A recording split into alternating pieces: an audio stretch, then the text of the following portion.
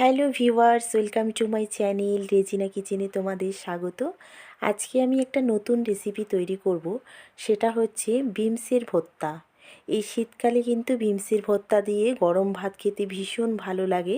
তাই আজকে আমি বিমসের ভর্তা তৈরি করব। তার জন্য আমি কয়েকটা বিমস নিয়েছি। বিমসটাকে কেটে নিতে হবে, আমি দেখিয়ে দেবো কেমন করে কেটে নেব। কিন্তু তার আগে আমি উপকরণগুলো দেখিয়ে দিচ্ছি। আমি এখানে 7-8টা কাঁচা লঙ্কা নিয়েছি, রসুনের কোয়া নিয়েছি 5-6টার মতো, অর্ধেকটা পেঁয়াজ নিয়েছি, আর নিয়েছি লবণ। পেঁয়াজ আমি অর্ধেকই দেব, এটা একেবারেই অপশনাল। আপনারা চাইলে পেঁয়াজ নাও দিতে পারেন, রসুনের কোয়া দিয়েও ভর্তাটা করতে পারেন, কিন্তু আমি অর্ধেকটা পেঁয়াজ এখানে অ্যাড করব। এই উপকরণগুলো দিয়ে আমি রেসিপিটি তৈরি করব। এবারে আমি দেখিয়ে দেব যে বিনসগুলো কিভাবে কেটে নিতে হবে। আমি একটা বোল সেটে বিনসটা কেটে নিচ্ছি। দেখুন, এভাবে ছোট ছোট পিস করে আমি বিনসগুলো কেটে নিচ্ছি। আপনারা চাইলে বড় সাইজও করে নিতে পারেন, কিন্তু এভাবে যদি ছোট ছোট করে কেটে নেন তাহলে কিন্তু বিনসগুলো ভালো সেদ্ধ হবে আর মিক্সচার মেশিনে দিতে সুবিধা হবে। সেজন্য আমি এরকম ছোট ছোট করে বিনসগুলো কেটে নিচ্ছি। প্রত্যেকটাই আমি কেটে নেব, কেটে আমি ভালো করে ধুয়ে নেব। দেখুন, বিনসগুলো কাটা আমার হয়ে গেছে। এটাকে আমি জল দিয়ে ভালো করে ধুয়ে নেব।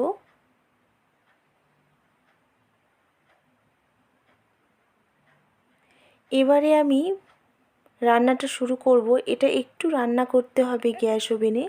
রান্না বলতে একটু কড়াইয়ে নাড়াচাড়া করে নিতে হবে। গ্যাস ওভেনে কড়াই বসিয়ে দিয়েছি, কড়াইটিকে গরম হতে দেব। এখানে কিন্তু আমি কোনো রকম তেল অ্যাড করব না, এভাবে কড়াইয়ের মধ্যেই দিয়ে দেব।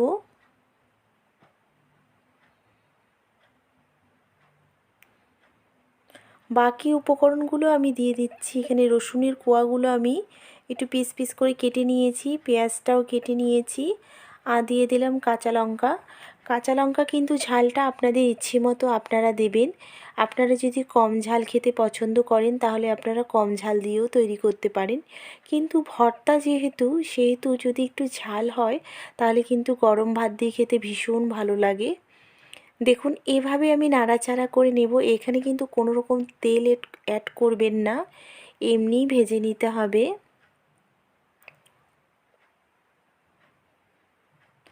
অনেকে আছে বিনস খেতে ভালোবাসে না, এরকম যদি ভর্তা করে আপনারা তৈরি করেন তাহলে কিন্তু সেই ভর্তা চেটেপুটে খেতে এক থালা ভাত খেয়ে নেবে।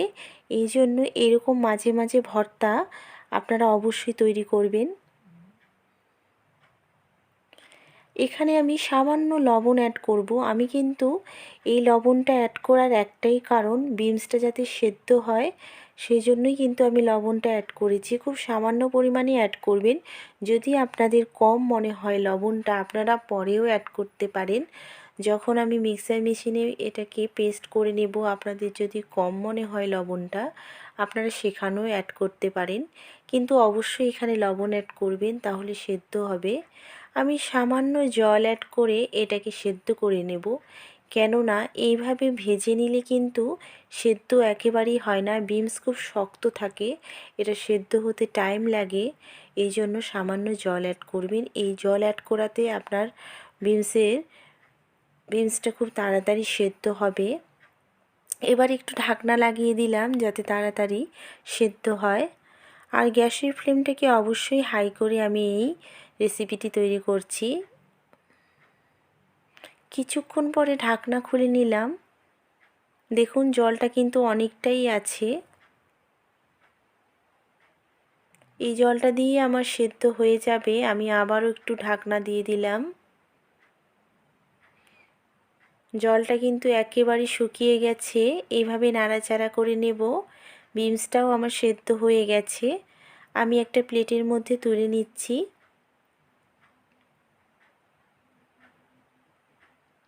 দেখুন, পুরোটাই আমি তুলে নিলাম।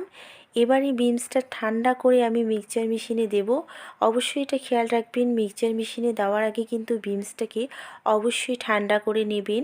গরম গরম অবস্থায় কিন্তু মিক্সচার মেশিনে দেবেন না। 5 মিনিটের মতো ঠান্ডা করার পর আমি এটা মিক্সচার মেশিনে দিয়ে দেব।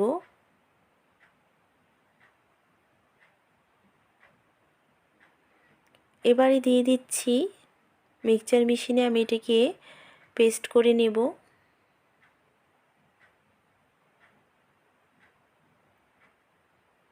দেখুন আমি কিন্তু এখানে পেঁয়াজ, রসুন, কাঁচা লঙ্কা পুরোটাই দিয়েছি। দেখুন পেস্ট করা আমার হয়ে গেছে, একেবারে রেডি হয়ে যাচ্ছে। আমি একটা বোল সেটে সার্ভ করে নেব। আমার রেডি হয়ে গেছে বিনসের ভর্তা। আপনারা বাড়িতে অবশ্যই এটা তৈরি করুন।